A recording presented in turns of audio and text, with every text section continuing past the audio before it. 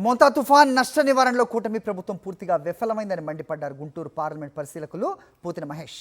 రైతుల కన్నీళ్లకు చంద్రబాబు పవన్ కళ్యాణే కారణమని విమర్శించారు. ప్రచార ఆర్భాటాలకే కూటమి నేతలు పరిమితం అయ్యారన్నారు. ప్రజల కష్టాల్లో పాలు పంచుకోవడంలో ప్రభుత్వం ఫెయిల్ అయిందన్నారు పోతిన మహేష్.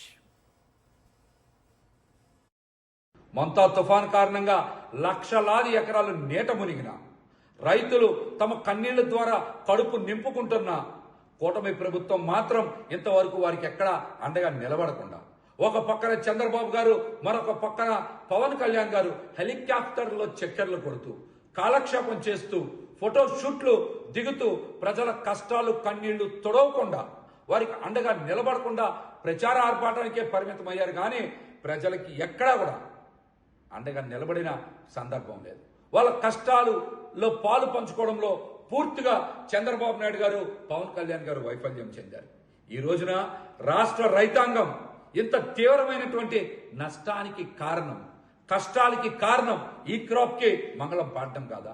ఉచిత పంటల బీమా ఎగ్గొట్టడం కాదా? రైతు భరోసా కేంద్రాల్ని నిర్వీర్యం చేయడం కాదా?